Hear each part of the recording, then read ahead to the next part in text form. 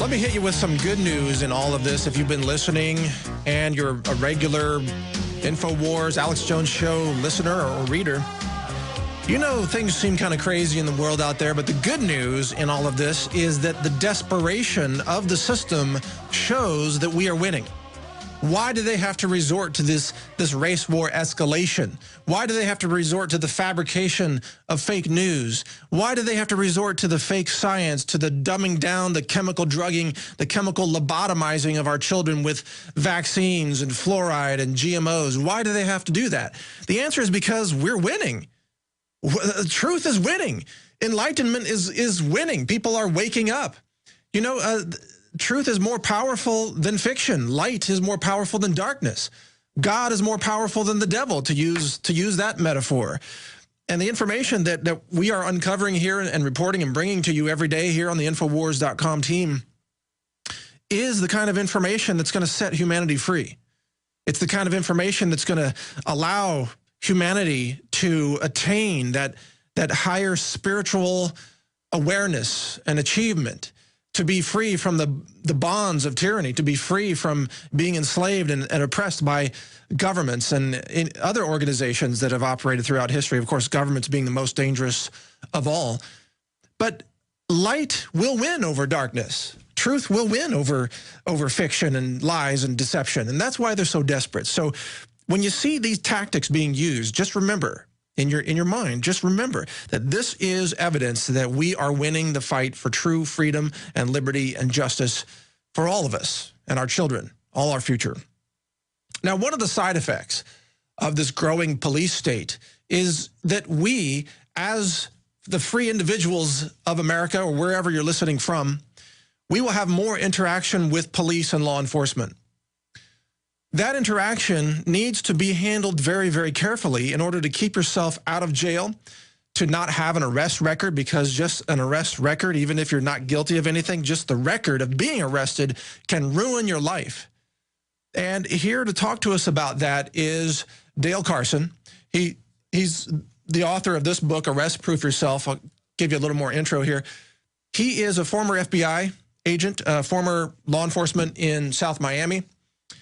He's a very knowledgeable individual. He now runs a defense law practice in Florida, and he joins us to talk about how we can interface with law enforcement in an intelligent way that protects our rights, asserts our rights, but doesn't escalate the situation.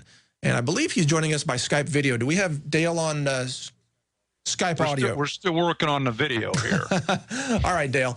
It's good to have you with us via Skype audio. Good to have you on the show, man. How you doing? I'm doing real well. I'm doing well. I got dressed up today, and now you can't see me, so there you go. Well, we've got a still picture of you on there, and you look dressed up there, too, so it's all good. Good. Well, okay, we talked about this interface with police. I think in your book, Arrest Proof Yourself, you opened my eyes. I read this book and was just blown away. You talk about how people are always interacting with police in ways that they're not even aware of. What are the most important points that people need to know right now when they're out driving around that they may not be aware of? Good manners. Good manners. Good manners? Always good manners. There's no replacement for that. I think one of the keys is that as youngsters, we learn that law enforcement's here to help us. There's officer friendly, a number of groups that try to convince us that law enforcement is helpful. Now, in an absolute crisis, I don't think there's any question that they are helpful. But in anything other than an absolute crisis, they are there to put you in jail. And if you can understand that, if you can put your arms around that very concept, then you realize, and jail's a bad place. Being arrested's a bad place. If you can put your arms around that, you understand the dynamic. And then when you see law enforcement, you appreciate the fact that with little effort, they can put you in jail. That's what they're trained to do. That's what they get promoted internally based on, the number of arrests that they make. So when you see them, it should make the hair on the back of your head stand up. Now, when you talk about these tally sheets that law enforcement uses to advance their career, and while they may say it's not a quota system, it is a tally sheet where they mark down how many felony arrests, how many non-felony arrests, and so on. You also talk about how when they are stopping your vehicle, they don't really care about writing traffic tickets. They're there to stop your vehicle to look for a possible felony arrest, right? That's exactly right. And most arrests that we see certainly here in my law office are from car stops. I had a young fellow who was stopped yesterday. The officer walked up to the car, smelled marijuana emanating from the interior of the car, and as a result of that, he asked the individual to step out of the car, and then he began a search. Now, that's illegal. I say that's illegal. That's not permitted under current federal law, just to search someone's car without either consent or a search warrant. But as a practical matter, when that happens in the field, who's there to contest that? Right. I mean, the individual who's arrested certainly has a vested interest in saying, wait, it wasn't me. I never authorized the search.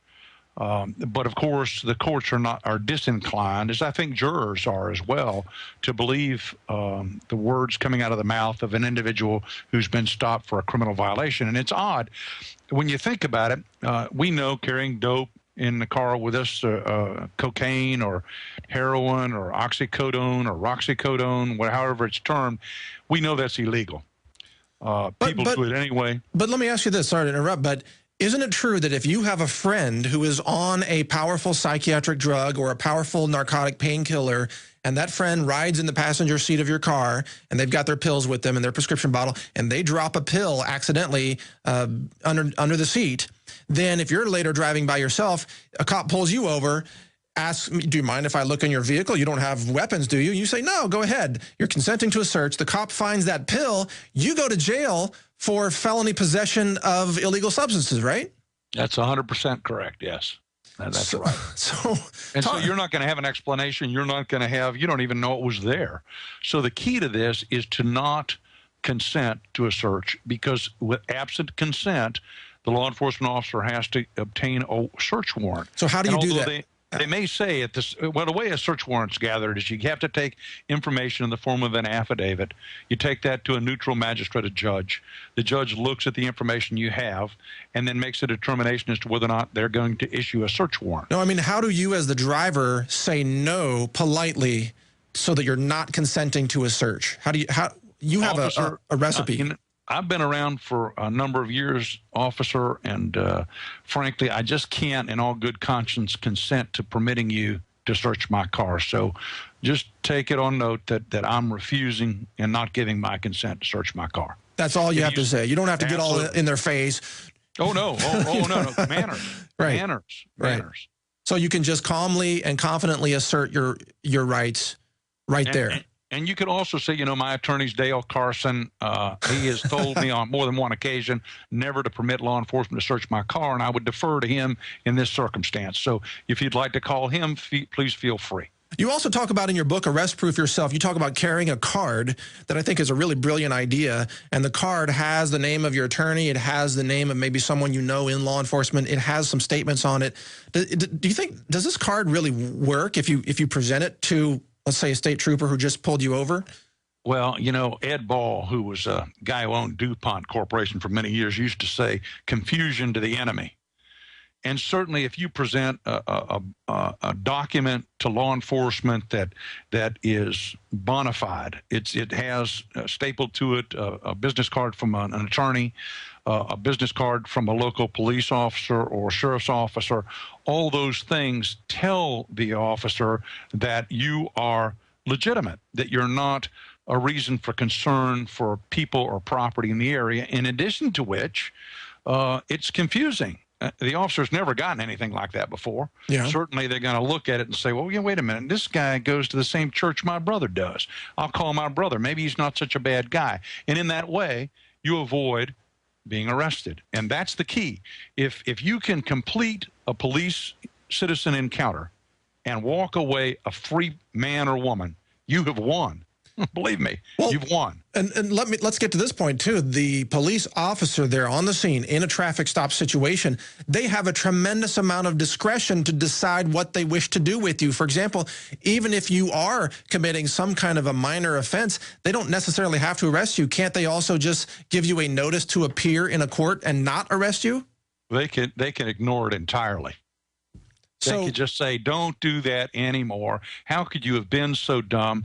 And you just, the response from the citizens should be, you know, your officer, you're 100% correct. And I do apologize for my stupid behavior. It won't happen again. That's more likely to get you let off with nothing than getting in his face and saying, you know, there are real criminals around here, and it makes sense to me, since I am paying your salary, that you should go arrest some of those folks.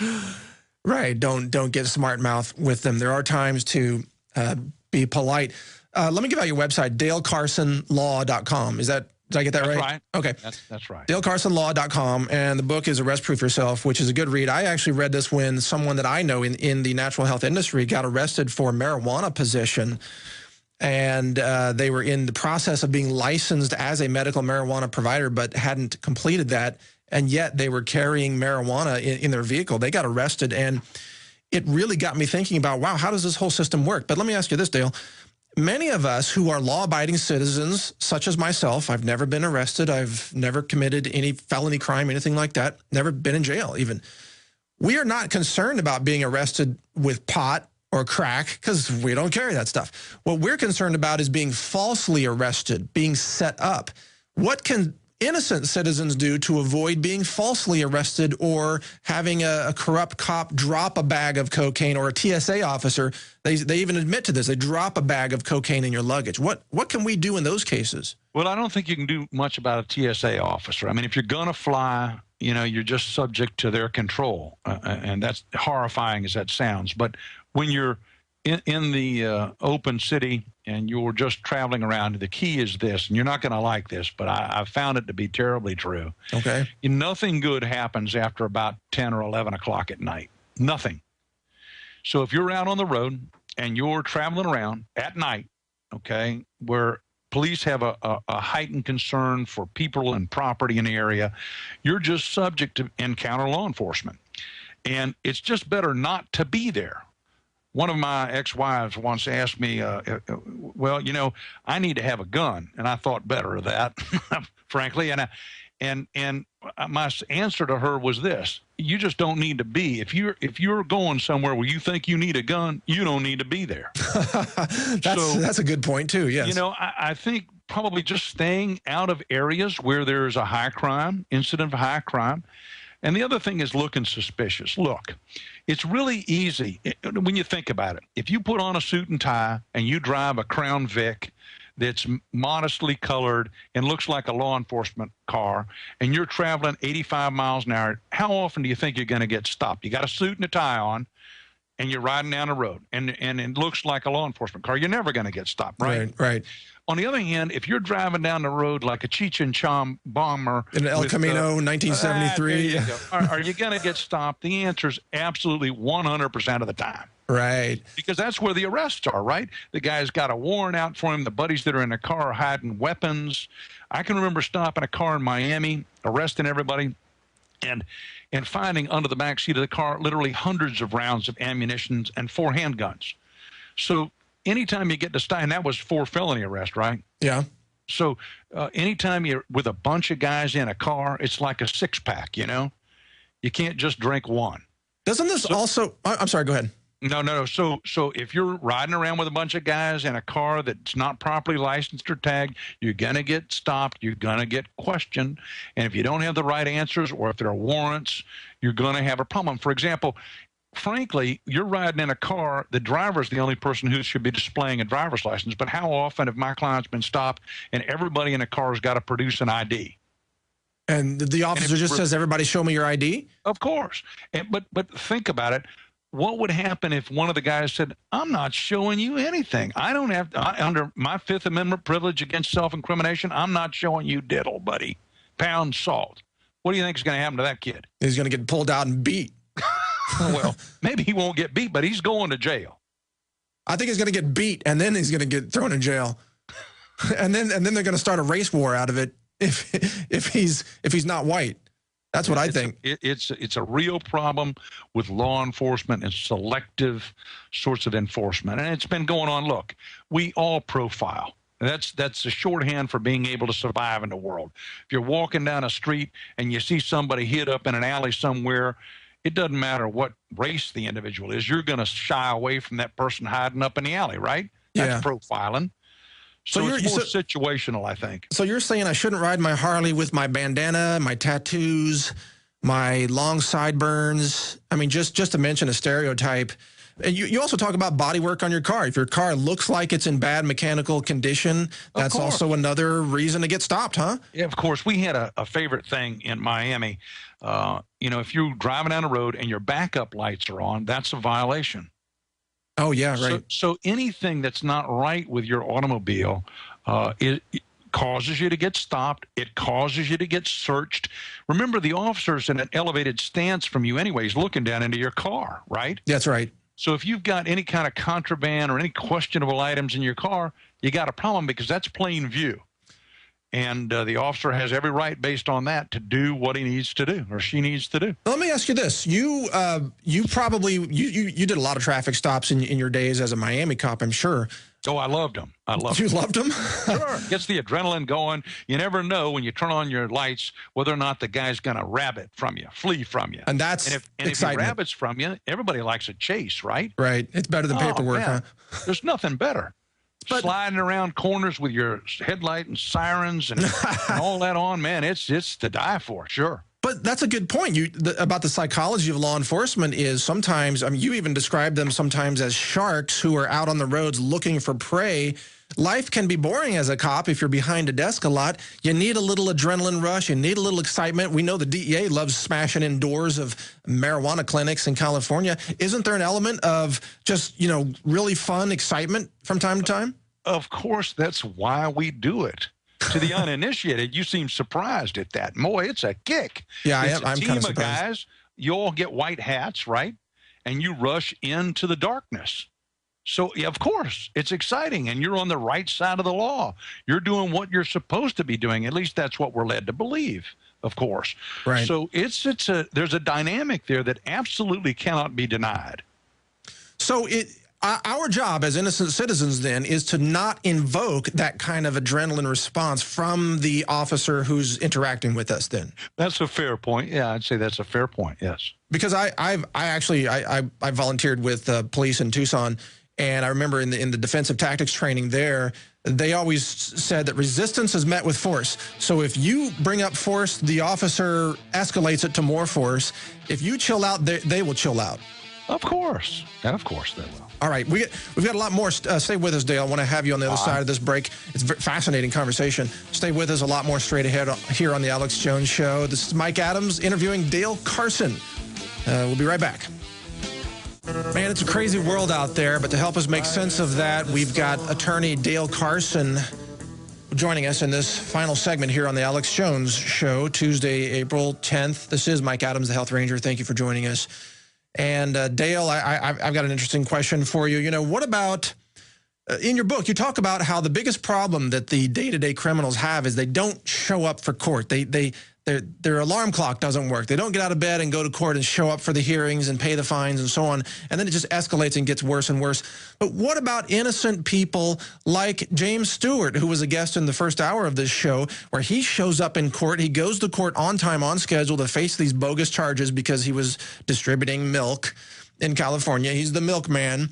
And then he's in court one day in L.A. County, and then the Ventura County sheriff's deputies arrest him there in the L.A. court for bogus financial crimes that they dreamed up in Ventura County. And he gets hauled into the system as a completely innocent victim of it. How do you even begin to try to assert your rights in those kinds of situations? Well, it's an odd thing. In the United States, if you violate a law, you can violate a federal law, a state law, a municipal law, and you could be charged independently by each of those agencies. And what has to happen is anytime you're in trouble with the police, law enforcement, and there's a pending criminal case, you need to be in constant communication with the investigators in the other side of the case, in my opposition, the law enforcement people, and also the state attorney's office, and perhaps the U.S. attorney's office, to make certain that there are no more pending charges. The most shocking thing happens when my clients get arrested for, let's say, possession of narcotics case. Simultaneously, DEA on the federal side is working a narcotics case. They bond out on a $500,000 bond. So they put up $500 or $100,000 to bond out. $50,000, they would put up 10%. They get out, but before they can actually reach the jailhouse door, the federal government hits them with a charge. And so they're right back in jail, and they're out $50,000, right? You've got to coordinate that with your attorneys and with law enforcement to make sure those kinds of things are not going to happen. Because when they do, as you mentioned, there you are. You've already expended money on an attorney, fines, your bail bond, and now all of a sudden all of that's washed away. And that's just tragic. Well, and in James' case, they slapped him with $1 million in bail. Now, what kinds of things you've seen firsthand, what kinds of things would typically earn $1 million in bail? You know, it's interesting you should mention that. Jacksonville has probably the highest bonds of any place in the country that I know of. So I often see $1 million bonds. I had a case where a guy was an insurance fraud case, minor amounts of money, he'd been charged. His bond was set at $1 million, and it's often punitive.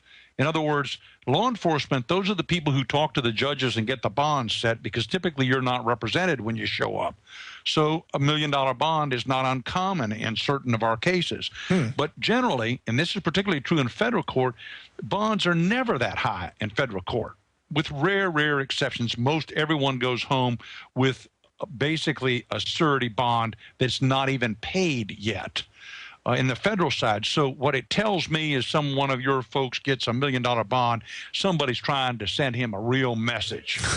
Oh, yeah, they were, and they did, as they tortured him and abused him in the L.A. County Jail. Look, we're almost out of time, but Dale, I want to thank you for joining us and encourage those who like to learn more from you to check out your website, dalecarsonlaw.com.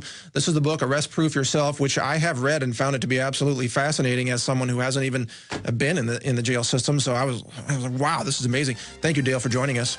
It's my pleasure. Thank you. Great to have you on. And thank you for watching today. I really appreciate your support here on The Alex Jones Show. I want to thank the InfoWars crew and Alex in particular for leading such an amazingly effective organization fighting for your liberty and justice across America. This is Mike Adams, the Health Ranger. Thank you. We'll talk to you again soon. Take care.